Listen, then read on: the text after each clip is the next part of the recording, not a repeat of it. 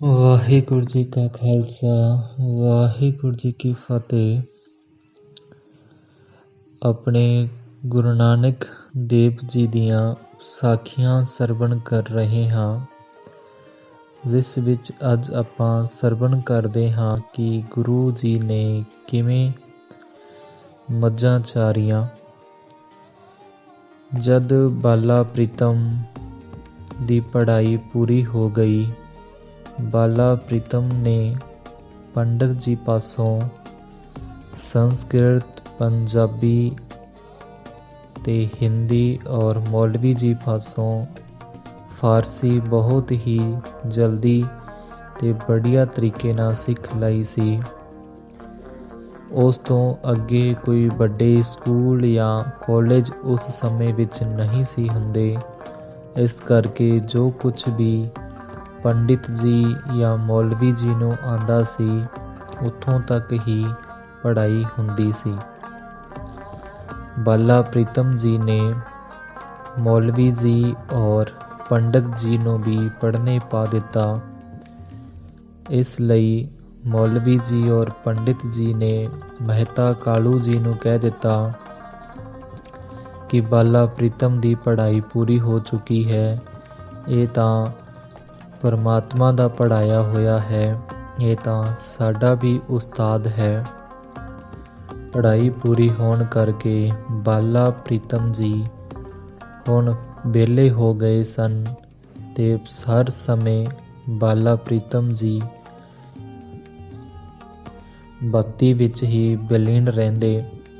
ਬਾਲਾ ਪ੍ਰੀਤਮ ਜੀ ਪ੍ਰਭੂ ਨਾਲ ਆਪਣੀ ਆਤਮਾ ਨੂੰ ਜੋੜ ਕੇ ਆਨੰਦ ਮਾਰਦੇ ਤੇ ਦੁਨੀਆਦਾਰ ਲੋਕ ਸੋਚਦੇ ਕਿ ਬਾਲਾ ਪ੍ਰੀਤਮ ਜੀ ਉਦਾਸ ਰਹਿੰਦੇ ਹਨ, ਪਰ ਉਹਨਾਂ ਨੂੰ ਕੀ ਪਤਾ ਕਿ ਗੁਰੂ ਜੀ ਦੀ ਆਤਮਾ ਪਰਮਾਤਮਾ ਨਾਲ ਜੁੜ ਚੁੱਕੀ ਹੈ ਤੇ ਉਹ ਅੰਦਰੋਂ ਹੀ ਅੰਦਰੋਂ ਆਨੰਦ ਵਿੱਚ ਰਹਿੰਦੇ ਹਨ। ਗੁਰੂ ਜੀ ਦੇ ਪਿਤਾ ਮਹਿਤਾ ਕਾਲੂ ਜੀ ਤੇ ਮਾਤਾ ਤ੍ਰਿਪਤਾ ਜੀ ਵੀ ਬਾਲਾ ਪ੍ਰੀਤਮ ਨੂੰ ਦੇਖ ਕੇ ਉਦਾਸ ਰਹਿਣ ਲੱਗੇ।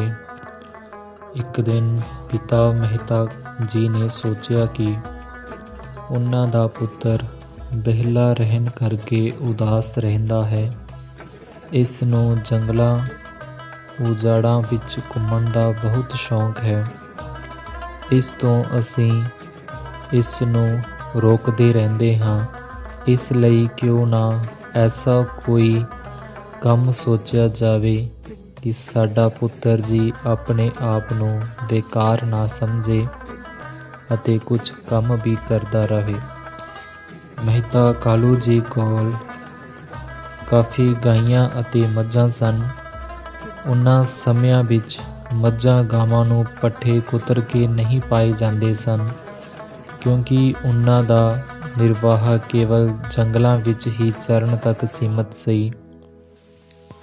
ਇਸ ਲਈ ਮਹਿਤਾ ਜੀ ਨੇ ਇੱਕ ਸਲਾਹ ਕੀਤੀ ਕਿ ਪੁੱਤਰ ਨਾਨਕ ਜੀ ਨੂੰ ਮੱਝਾਂ ਚਾਰਨ ਦੀ ਜ਼ਿੰਮੇਵਾਰੀ ਸੌਂਪ ਦਿੱਤੀ ਜਾਵੇ।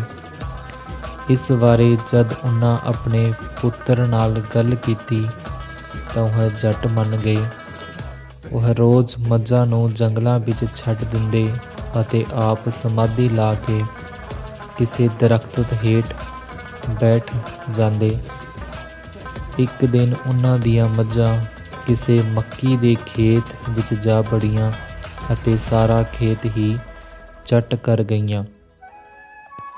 ਜਦ ਇਸ ਦੀ ਸੂਚਨਾ ਉਸ ਖੇਤ ਦੇ ਮਾਲਿਕ ਨੂੰ ਮਿਲੀ ਤਾਂ ਖੇਤ ਦਾ ਮਾਲਕ ਦੌੜਿਆ ਖੇਤ ਵਿੱਚ ਆਇਆ।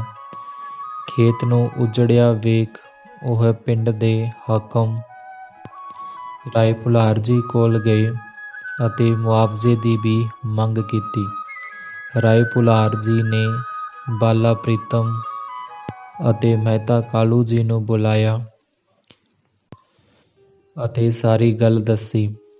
ਰਾਏ ਭੁਲਾਰ ਜੀ ਬਾਲਾ ਪ੍ਰੀਤਮ ਦੇ ਸਿੱਖ ਬਣ ਚੁੱਕੇ ਸਨ ਤੇ ਉਹ ਸਭ ਜਾਣਦੇ ਸਨ। ਇਸ ਲਈ ਬਾਲਾ ਪ੍ਰੀਤਮ ਨੇ ਆਪਣੇ ਕਿਸੇ ਨੌਕਰ ਨੂੰ ਖੇਤ ਦਾ ਮੁਆਇਨਾ ਕਰਨ ਵਾਸਤੇ ਭੇਜਿਆ।